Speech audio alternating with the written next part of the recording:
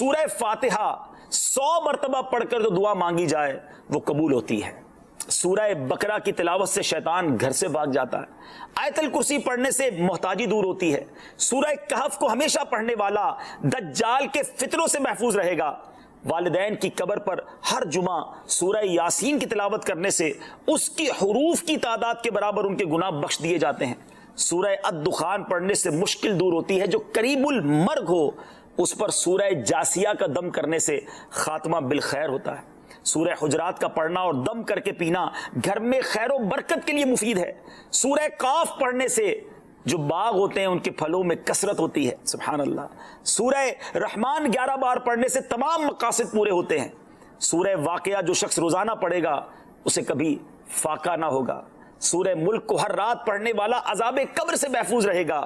سورہ مزمل کو 11 بار پڑھنے سے ہر مشکل آسان ہو جاتی ہے۔ سورہ مدثر کو پڑھ کر حفظ قرآن کی دعا مانگنے سے قرآن کریم کا یاد کرنا آسان ہو جاتا ہے۔ جو بچے حفظ کر رہے ہیں ان کے لیے زبردست وظیفہ ہے۔ سورہ النازعات پڑھنے سے جاں کنی کی تکلیف نہیں ہوگی۔ سورہ دحا پڑھنے سے بھاگا ہوا آدمی واپس آ جائے گا۔ سورہ علم نشرح کو جس مال پر پڑھ دیا جائے اس میں خوب برکت ہوتی ہے۔ سورہ تین و تین والزیتون جو ہے 3 مرتبہ پڑھنے سے اخلاق و کردار بہتر ہوتے ہیں۔ سورہ علق میں جوڑوں کے درد کا علاج ہے۔ سورہ قدر جو صبح و شام پڑھے اللہ عز و جل اس کی عزت بڑھا دے گا۔ سورہ بینہ برس اور یرکان کا علاج ہے۔ جس آدمی یا جانور کو نظر لگی ہو اس پر سورہ عادیات کا دم مفید ہے۔ سورہ قارعہ پڑھنے سے بلاؤں سے حفاظت رہتی ہے۔ سورہ تکاثر کو 300 بار پڑھنے سے جلد قرض ادا ہو جاتا ہے۔ کئی لوگ کہتے ہیں جناب قرض بہت ہے، چلے قرآن کا وظیفہ لے لیں، الہاکم التکاثر، یہ جو سورت ہے 300 بار پڑھنے سے بہت جلد قرض اتر جاتا ہے۔ سورہ عصر پڑھنے سے غم دور ہو جاتا ہے۔ سورہ ہمزہ اور سورہ فیل دشمن کے شر سے حفاظت کے لیے، اور سورہ قریش جان کی حفاظت کے لیے بڑی مجرب ہے، بڑا کمال کا وظیفہ ہے۔ سورہ ماعون بڑی مشکل کے وقت میں پڑھنا بہت مفید ہے۔ سورہ کوثر کی تلاوت سے بے اولاد صاحب اولاد ہو جاتا ہے۔ کئی بے اولاد بھی وظائف مانگ رہے ہوتے ہیں۔ سورہ کافرون 1/4 قرآن کے برابر ہے۔ سورہ زلزال نصف قرآن کے برابر ہے۔ سورہ اخلاص 1/3 قرآن کے برابر ہے۔ اور سورہ فلق اور سورہ ناس سے جن اور شیطان اور حاسدوں کے شر سے حفاظت رہتی ہے۔ پھر کیوں نہ ہم قرآن سے دوستی کر لیں، کیوں نہ قرآن کو اپنا ورد بنا لیں۔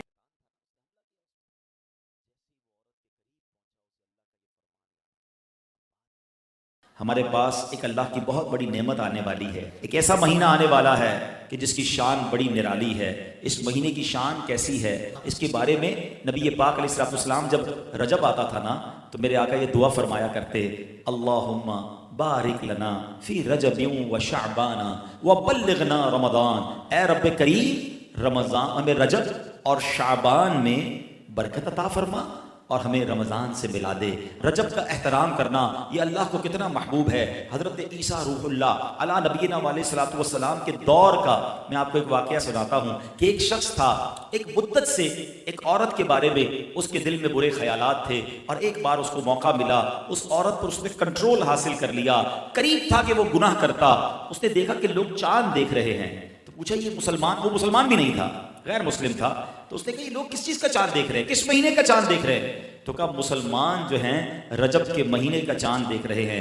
اللہ اکبر۔ جب اس نے سنا کہ رجب آ گیا ہے وہ اس عورت سے دور ہو گیا، گناہ سے باز رہا۔ اللہ کریم نے حضرت عیسیٰ علیہ السلام پر وحی بھیجی کہ اے عیسیٰ اس شخص کے پاس جاؤ، اس سے ملاقات کرو۔ جب آپ اس کے پاس گئے اپنی تشریف آوری کا سبب بیان کیا۔ اللہ اکبر۔ جب اس نے سنا اس کا دل نور اسلام سے جگمگا اٹھا، کلمہ پڑھ کر مسلمان ہو گیا۔ تو پتہ یہ چلا کہ پہلے زمانے میں صرف مسلمان نہیں، غیر مسلم بھی اس مہینے کا ادب کیا کرتے تھے۔ رجب کے ورڈز کتنے ہیں؟ 3، را، جیم اور با۔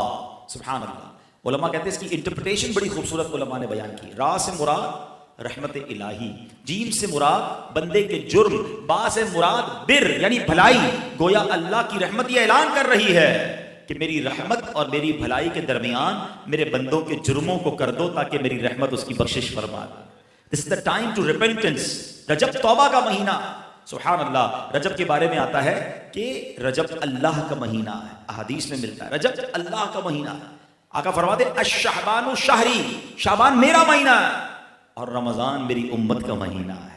تو یہ بہت خوبصورت سیکوینس شروع ہو رہی ہے. یہ مہینے ضائع کرنے والے نہیں، ہاں یہ مہینے اللہ کی رحمت کو لوٹنا ہے اس مہینے میں. اور سبحان اللہ، ایک بہت خوبصورت بات میں بتاؤں کہ نبی پاک علیہ الصلوۃ والسلام فرماتے ہیں 5 راتیں ایسی ہیں جس میں دعا رد نہیں ہوتی. حدیث پاک فرمایا رجب کی پہلی رات، 15 شعبان شب برات جو ہوتی ہے، ٹھیک ہے. پھر فرمایا جمعرات اور جمعے کے درمیان کی رات، نمبر 4 عید الفطر کی چاند رات، نمبر 5 عید الاضحیٰ کی چاند رات. اور رجب کے روزوں کی تو کیا بات ہے، احادیث میں یہ فضیلت آتی ہے جو رجب میں پہلے دن کا روزہ رکھے، پہلے رجب کا 3 سال کے گناہوں کا کفارہ ہے. دوسرے دن کا روزہ رکھے 2 سال کے گناہوں کا کفارہ، اور تیسرے دن کا روزہ رکھے تو 1 سال کے گناہوں کا کفارہ. پھر پورا رجب جو ہے وہ ہر روزہ جو ہے وہ 1 مہینے کے گناہوں کا کفارہ ہے. اب تو سردیوں کے دن ہیں، ویسے ہی ہم میں سے کئی لوگ لیٹ لنچ کرتے ہیں، 6 سوا 6 بجے افطار ہو جاتا ہے. ہو سکے تو نفلی روزے رکھیں، یہ عبادت کا مہینہ ہے. علامہ صفوری رحمۃ اللہ تعالی علیہ فرماتے ہیں کہ رجب بیج بونے کا مہینہ ہے، شعبان پانی ڈالنے کا مہینہ ہے، اور رمضان فصل کاٹنے کا مہینہ ہے. اور بڑی خوبصورت اس کی تفصیل بیان فرماتے ہیں کہ جو بندہ رجب میں عبادت کا بیج نہیں بوتا، شعبان میں ان بیجوں پر اپنے آنسوؤں سے پانی نہیں ڈالتا، آبیاری نہیں کرتا، وہ رمضان میں رحمت کی فصل کیسے کاٹ سکے گا؟ تو this is the time to prepare yourself. یہ تو وقت آ گیا مسجد کی طرف آنے کا، تلاوت کرنے کا، روزے رکھنے کا. اگر کوئی دوری ہو گئی ہے عبادت سے تو پھر جڑ جائیں، اور رحمتوں والے مہینے شروع ہو رہے ہیں. کہیں کہ ماہ رجب کی بھی پہلی جمعرات ہے اور سن 2025 کی بھی پہلی جمعرات ہے. اللہ نے آج ہمیں یہاں جمع ہونے کی سعادت دی ہے. اللہ کرے کہ یہ رجب، شعبان، رمضان اور یہ پورا 2025 ہمارے لیے برکتوں والا، رحمتوں والا، صحت والا اور عافیت والا بن جائے، اور ہم ہر جمعرات ہی پابندی کے ساتھ اس پورے سال انشاءاللہ ہفتہ وار اجتماع میں شرکت کرنے میں کامیاب ہو جائیں. صلاۃ علیہ نور اللہ قلبہ. سبحان اللہ. میں اگر اس حدیث کا ترجمہ کرنے سے پہلے اگر یہ سوال کر لوں کہ آپ میں سے کون کون ہے جو یہ چاہتا ہے کہ میرا دل نورانی ہو جائے؟ سارے ہی چاہتے ہیں نا. ہم تو وہ نعت میں شعر پڑھتے ہیں نا، مفتی اعظم ہند مصطفی رضا خان صاحب نوری کا کیا شعر ہے کہ آباد اسے فرما ویراں ہے دل آسی، آباد اسے فرما ویراں ہے دل آسی، جلوے تیرے بس جائیں آباد ہو ویرانہ، جلوے تیرے بس جائیں میرے آقا آباد ہو ویرانہ. تو شمع رسالت ہے، عالم تیرا پروانہ. تمنا تو سب کی ہے نا کہ دل روشن ہو جائے. آج آپ کو نبی پاک کی زبانی فارمولہ مل رہا ہے. آقا فرماتے ہیں جو مجھ پر بہت زیادہ درود شریف پڑھے گا اللہ کریم اس کا دل روشن فرما دے گا. رہیں ان کے جلوے، بسیں ان کے جلوے، میرا دل بنے یادگار مدینہ. دل روشن ہو جائے تو اور کیا چاہیے، دل نورانی ہو جائے تو اور کیا چاہیے. تو درود پاک کمال کا وظیفہ ہے. دکھ بھی دور کرتا ہے، بیماریاں بھی دور کرتا ہے، قرضے بھی دور کرتا ہے، پریشانیاں بھی دور کرتا ہے. کثرت سے پڑھو تو مدینے بھی لے جاتا ہے. پیارے آقا کا دیدار بھی کرواتا ہے، بروز قیامت شفاعت بھی کروائے گا، اور سبحان اللہ دل کو روشن بھی کر دیتا ہے. تو فضول باتوں سے بچتے ہوئے اپنی زندگی میں درود پاک کی کثرت کیجئے. جتنا ہو سکے درود پاک پڑھیں. اب تو ویسے ہی مبارک مہینے آ گئے ہیں، اپنے ہاتھ میں تسبیح رکھا کریں، جب جب موقع ملے درود پاک پڑھتے رہا کریں. اللہ مجھے بھی اور آپ کو بھی کثرت سے درود پاک پڑھنے کی توفیق عطا فرمائے. اور سبحان اللہ ابھی تو شب جمعہ ہے، یہ بھی خاص رات ہے درود پاک پڑھنے کی. اور جمعے کا دن ویری اسپیشل ڈے، یہ بھی جمعے کا دن بڑا کمال کا دن ہوتا ہے درود پاک پڑھنے کے لیے. بڑی مشہور حدیث ہے، کئی بار سنی ہوگی. حدیث پاک کا مضمون ہے جو جمعہ کے دن 200 बार दरूद पाक पढ़ ले, उसके 200 बरस के गुनाह माफ कर दिए जाते हैं। तो ये जब जुमेरात की रात आ जाया करे ना, थोड़ा सा अपने आप को फ्री कर लिया करे कि बस अब ये रात और ये दिन दरूद पढ़ने हैं, तिलावत करनी है, नेकी के काम करने हैं, क्योंकि जुम्मे की एक नेकी 70 नेकियों के बराबर है।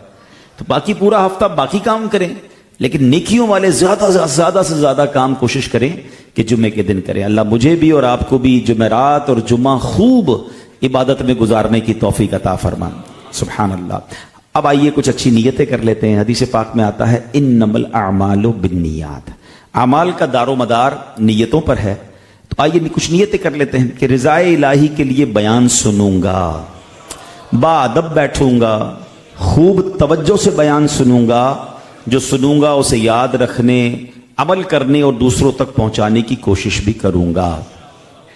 सुभान अल्लाह। कैसा महीना है हमारे साथ दरमियान इस वक्त है, इंतजार रहता है आशिकान रसूल को। रजब शरीफ अल्लाह का महीना है और आशिक रमजान अमीर अहले सुन्नत पता है रजब के बारे में क्या फरमाते हैं? आप फरमाते हैं माह रजब रमजानुल मुबारक का फाटक है, क्योंकि अब रजब में हम दाखिल हो गए ना, बस अब रमजान आया ही चाह रहा है, गोया रमजान की आमद की खुशखबरी लेकर रजब आता है।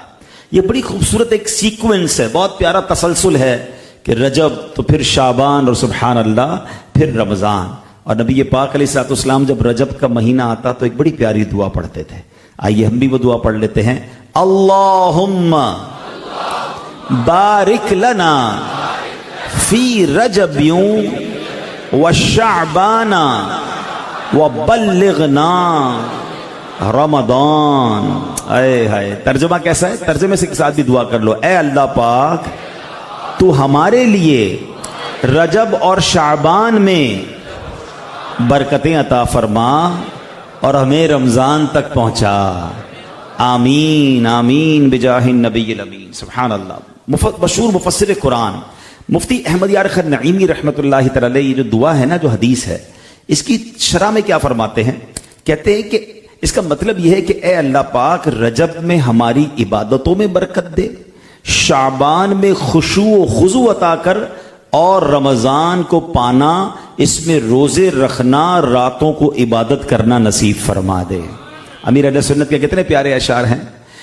इबादत में, रियाजत में, तिलावत में लगा दे दिल, इबादत में, रियाजत में, तिलावत में लगा दे दिल, रजब का वास्ता देता हूँ, फरमा दे करम मौला, मिलकर रजब का वास्ता देता हूँ, फरमा दे करम मौला। इस महीने में एक्टिव होना है, इस महीने में इबादत की तरफ आ जाना है। ये 7-8 महीने जो रमजान के बाद गुजरते हैं ना, गिर्द लग जाती है, बंदा कोई मस्जिद से दूर हो जाता है, कोई इबादत से दूर हो जाता है, दुनियावी कामों की गर्द लग जाती है। फिर से अपने आप को रिफ्रेश करना है और अल्लाह से कितनी प्यारी दुआ हो रही है कि हमारा दिल लगा दे मौला, इबादत में लगा दे, रियाजत में लगा दे, तिलावत में लगा दे। क्योंकि फिर अगला महीना कौन सा है जिसमें हमारे आमाल नामे अल्लाह की बारगाह में पेश होने वाले, हमारी रिपोर्ट पेश होने वाली। अमीर अहले सुन्नत शाबान के हवाले से क्या प्यारा शेर लिखते हैं कि बरात दे अज़ाबे कब्र से, नारे जहन्नम से, बरात दे अज़ाबे कब्र से,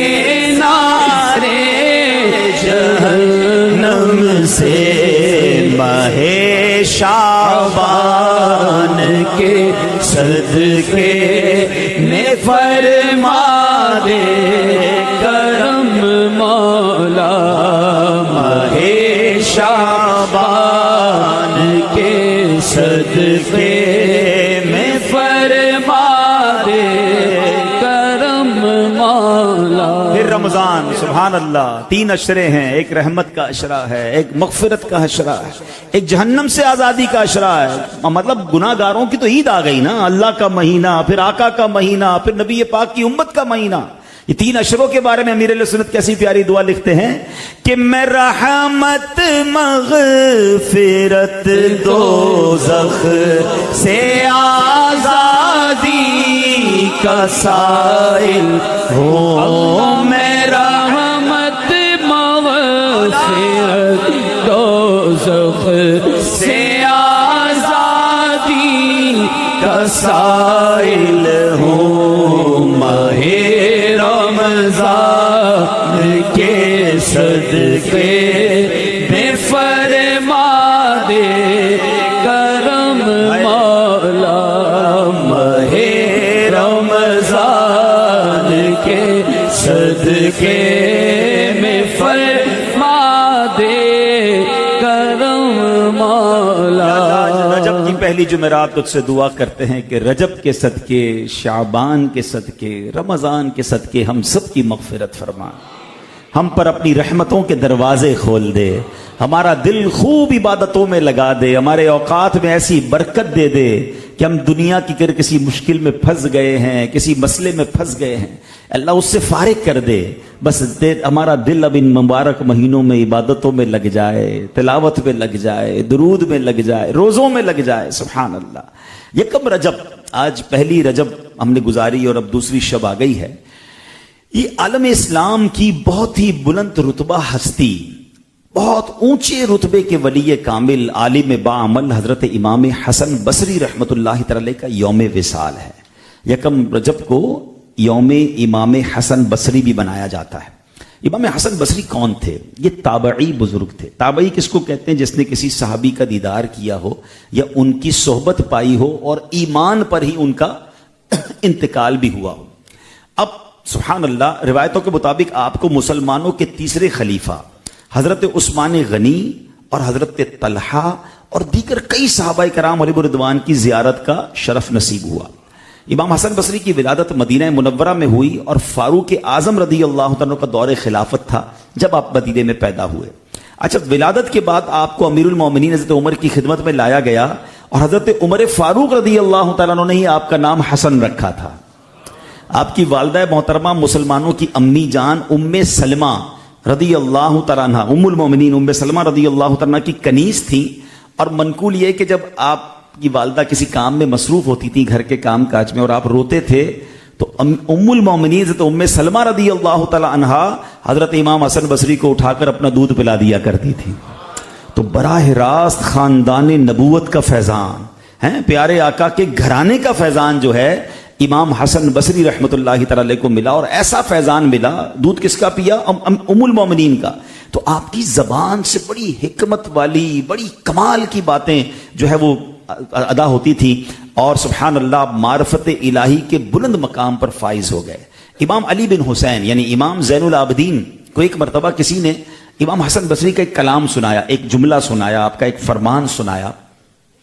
تو امام زین العابدین کہتے ہیں کہ سبحان اللہ ھذا کلام الصدیق، یہ تو کسی صدیق کی گفتگو ہے. صدیق ولایت کا سب سے اونچا رتبہ ہے. یعنی امام حسن بصری رحمۃ اللہ تعالی ولایت میں صدیقیت کے درجے پر فائز تھے. ولی ہونا ہی بڑی بات ہے مگر ہر ولی صدیق نہیں ہوتا. صدیقیت کا جو درجہ ہے یہ ولایت کا سب سے ٹاپ درجہ ہے. تو امام حسن بصری صدیقیت کے درجے پر فائز تھے. یکم رجب شریف 110 ہجری میں آپ کا وصال ہوا. وصال کے وقت آپ کی عمر مبارک 88 سال تھی.